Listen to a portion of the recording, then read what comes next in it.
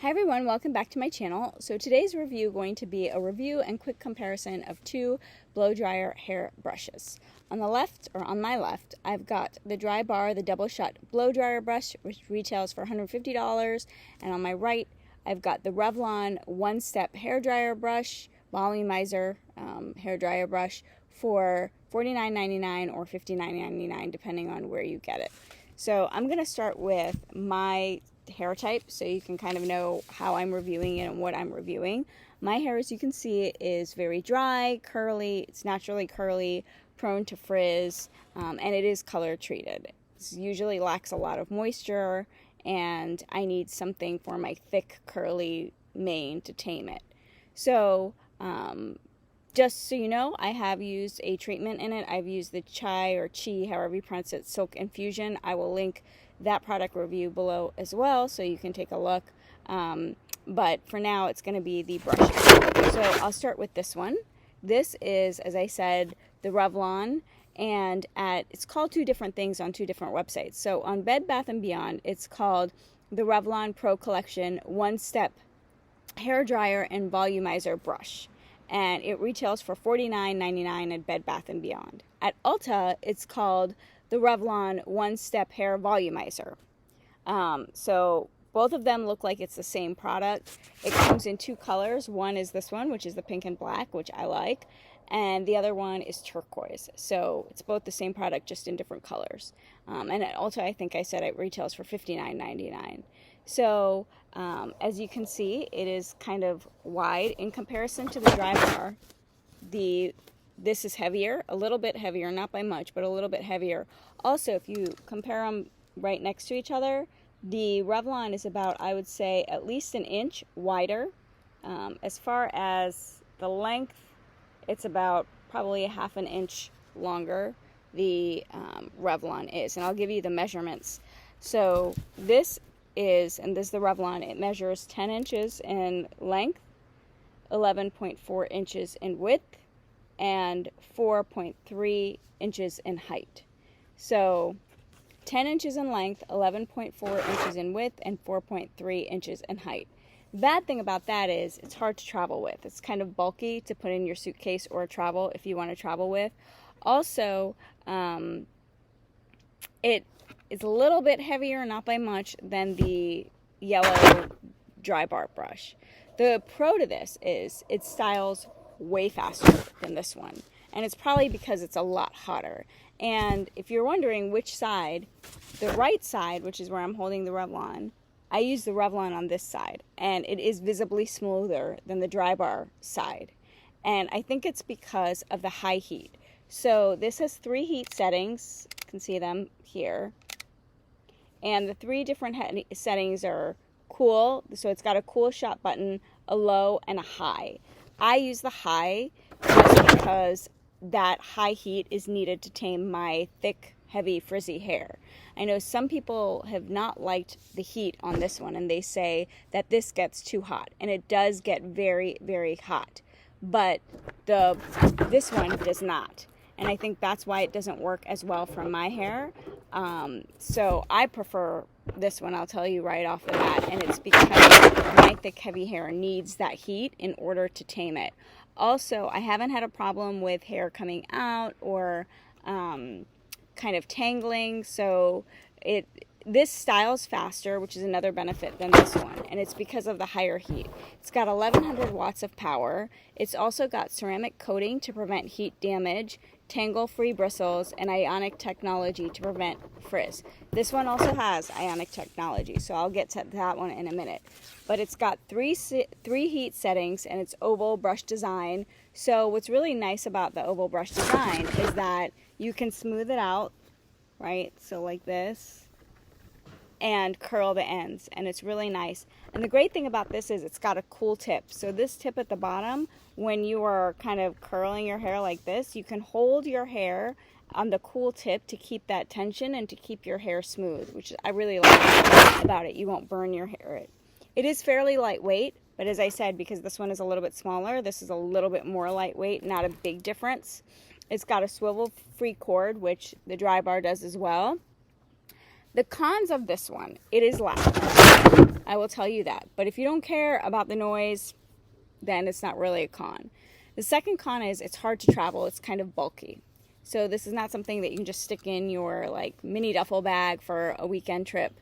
And also travel-wise, it does not have, it's only for US outlets. So there's no converter. It will short out.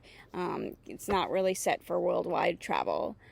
And the third con, some people have said it gets really hot, but for me that's a plus because that's what keeps my hair smooth. And as you can see, this side is a lot smoother than this side, and this is the Revlon brush side. So the pros, it's super easy to style. Both of them are easy to style. The idea is you don't really use this on dry hair. You use this on towel dry hair when you get out of the shower. It's completely fine to use it on towel dried hair, even though they say that, yes, your hair is more prone to breakage and damage when it's wet, which is true, but this is a blow dryer and brush in one. So as you're styling, it does dry your hair, and this is a much faster job. Like I would even say half as fast for my type of hair as the Drybar one. Also, another pro is it literally is one step. Within 10 minutes, I've dried my hair and I'm out the door. Literally, I towel dry my hair, put this through on the high heat setting, and in about 10 minutes, I'm done. I do put product in it. As I said, I put the Chi Silk Infusion in it today. It does make my hair a lot smoother. Normally, my hair is puffed out like this, so I'm really impressed with it. My hair feels softer. It dries very quickly, and it tames my hair. It's got even heat. So I know that for those of you who want a smoothing brush, there's also called the Revlon One Step Paddle Dryer, and that one is not oval shaped. It's literally like a smoothing paddle brush, and it's a dryer as well. That one I didn't like, and I'll tell you why. Because I thought, well, hey, it's a paddle brush. It'll make my hair smoother. No, because that one does not have even heat. When you use it, it only blows out on like half the brush. So your hair comes out all uneven. This one, unlike the paddle brush Revlon, it's even smooth heat. And what I like also about this is, I'll give you a close-up. See how the bristles, they're almost in a wave pattern. They're not up and down. Look at the Drybar. It's literally vertical. It's like up and down, whereas this one is more of a wave pattern and it's wider. So you can get more hair through this at a time than this one, and that's probably why the Revlon is faster. Also, I said it's hotter, which is another reason why it's faster to dry your hair. And I think it's smoother because maybe the way the bristles are formed. The Drybar looks like vertical, straight up and down bristles, whereas this one, it's a wavier pattern. They both have ionic technology, so in terms of the frizziness, they both have that technology to tame the frizz. So that's my kind of review on the Revlon. Now let's go to the Drybar. I love the color in this. I love the Drybar color. I think it's happy. It's much easier to put in your bag, although, you know, this is not like a tiny flat iron either, but in comparison, this is smaller a little bit than the Revlon is. So that's the pro of this one. Both of them are meant for all hair types. So that's one thing. You can get this one at Ulta Sephora for $150. I actually got mine from Nordstrom at anniversary sale for $127.50. So sometimes you can get a great sale like that. So you can also get it at Nordstrom as well and check that out.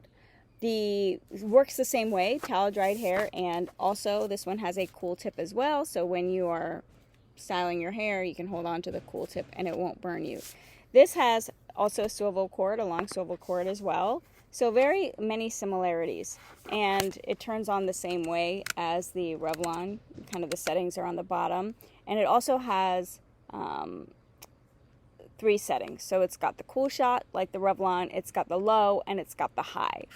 I feel like the high on this Drybar is like the low on the Revlon, and so for me, as you can see, it didn't tame it as much. And I use the same treatment, the same Chi Silken or Chai, however you pronounce it, Silk Infusion, as I blew out my hair. And this one is measurably less frizz.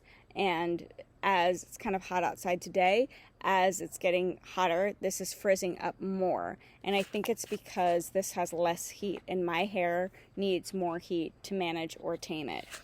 So this one also has ionic technology for less frizz and more shine. It's a lightweight design, also oval shaped, very similar to the Revlon. The cons of this one, it is noisy as well, and price. That is the biggest con. To me, this is not worth the $150 or even the $127. The $50 Revlon works a lot better for my hair, and I was kind of surprised by that because I really wanted to like this brush, but it just didn't work for me. The pro is it's also easy to use like the Revlon, and it does make it smoother than regular hair. I think overall for me, the Revlon is the winner. If you have fine hair or medium hair, then you might want to go with this one, because I think this would work well if you have like very fine to slightly medium hair and it's not super unmanageable like mine is. I think this will be enough to get you through. It's lighter. Also, if you have shorter hair, this is much better, because a lot of people with short hair, this is too big of a dryer and you can't really get through short hair like that, where this one is easier to maneuver through short hair.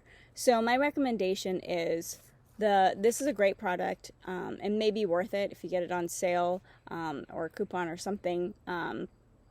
If you have shorter hair, or if you have kind of hair that's finer or fine to medium slight hair. If you have hair that's like mine, that's thick, hard to manage, curly, prone to frizz, this is the better tool, I think, in terms of managing your hair, and it's a much better price point. So that's my review on these two products. They're both great products. It depends what you want to use them for and the texture type of your hair. For me, if you got hair like mine, this is the one to go with. I'm also going to try the Amika. Just came out with a blow dryer brush, so I'm going to try that one and link that below. For those of you who have asked me, what about the Dyson? I have tried the Dyson Smooth. I think it's like $4.99 whole packet, and I returned that because let me tell you, it was not worth what I paid for.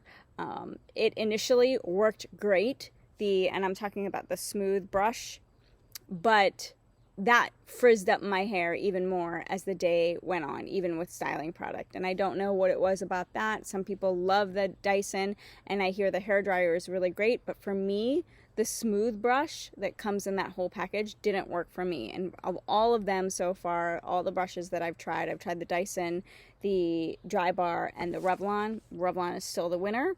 And I will link the Amika one below when I review that too, as well as a product review of the Chi that I used in my hair. Hope you like my review. I know that was kind of a longer review.